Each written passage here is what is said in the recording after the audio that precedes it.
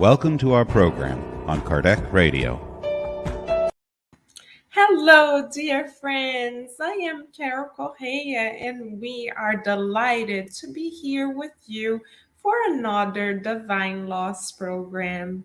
Tonight, we shall study question 940 of the Spirit's Book by Allan Kardec. We will first read the question, followed by the answer from the illuminated spirits. Propose a couple of highlights for our reflection, and then also propose a therapeutic exercise so we can feel the scriptures, the good news, close to our hearts. Let us then begin feeling the showers of blessings that the mentor spirits from Kardec Radio have prepared for us all. Thank you for choosing to multiply the good right here, right now, together. Let us then begin, dear friends.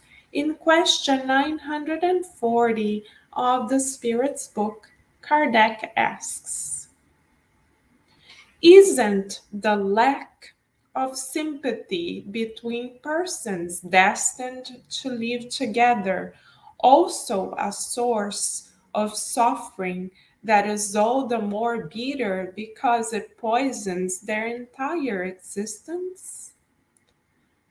The mentor spirits answer this very important question as follows. Very bitter indeed. However, it is usually one of those misfortunes of which you yourselves are the main cause.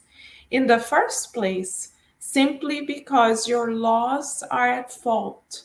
Do you believe that God obliges you to live with those you dislike?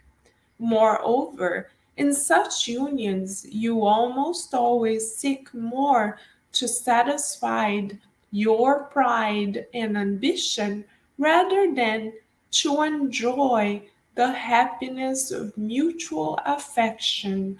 Thus, you suffer the natural consequences of your prejudices.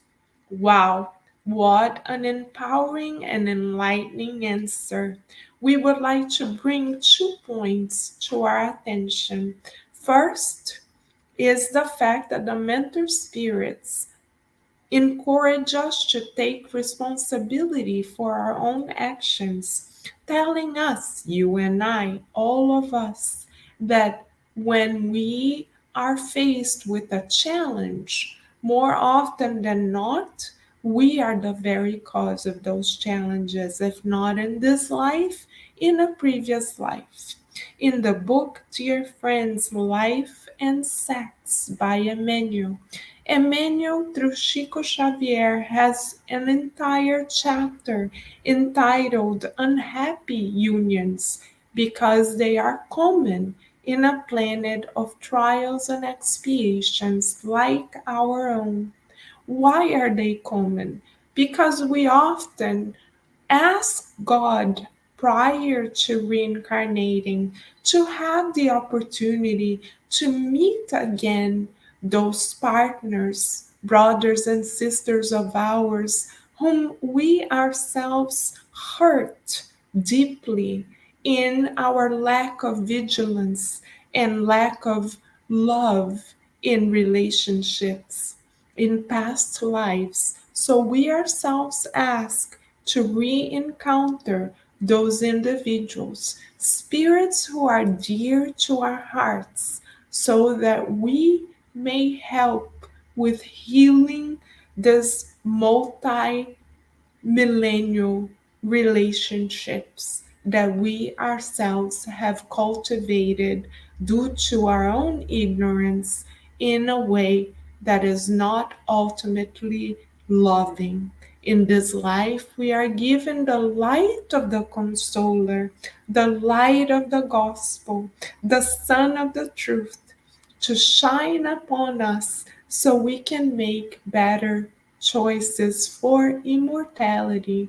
So when we see a person who we may consider challenging, not only in romantic relationships, but in all sorts of relationships, we shall ask ourselves, how can we love this person more? Not through words necessarily or only, or through actions only, but also vibratorily speaking. If we are not able to reconcile with those whom we are learning to love just yet, we can pray, enveloping them in an infinite loving light, asking God to offer them all the healing that they deserve as children of God's love. So, if we start directing our prayers in an altruistic manner in favor of those whom we are learning to love, God, through the mentor spirits who already love us, will encourage us to go beyond ourselves, expanding our hearts to include those who challenge us as part of our true family. Carol, is that easy? No, dear friends, it is an exercise that requires a lot of goodwill and a lot of effort. But thankfully, we have a model that is here to guide us.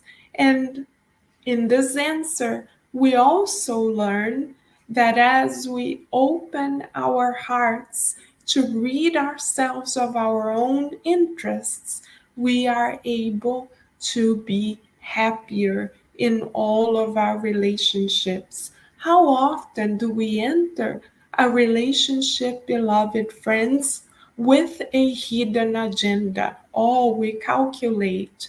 I will be closer to this person, or we will be closer to this person because in the end they will be able to offer us this, or they will open this door for us, or we will get married now because this is the thing to do, and in the end life will be easier financially because of X, Y, and Z reasons. So if we examine our interests that are in the recesses of our souls and hearts, we may see that there are aspects of hidden agenda there that cause for our relationship sometimes not to be 100% genuine.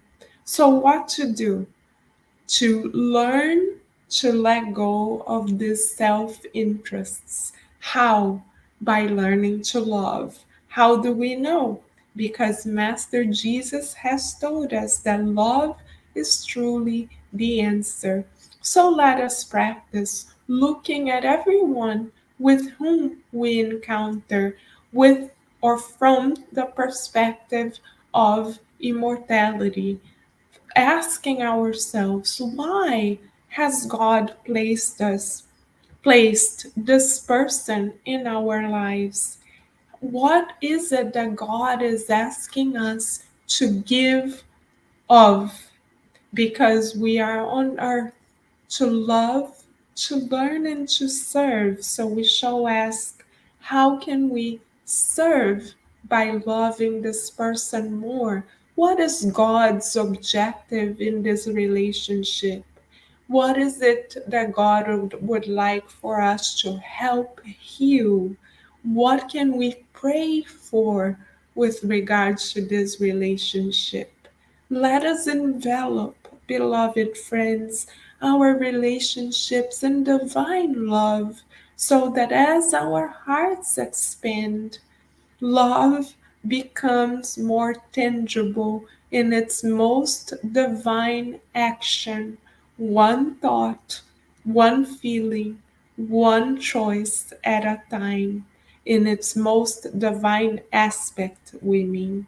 Let us be instruments of love, first without words, vibrationally, and then ask God to guide our words and actions to align ourselves with this divine purpose. What a beautiful proposal to love and serve more.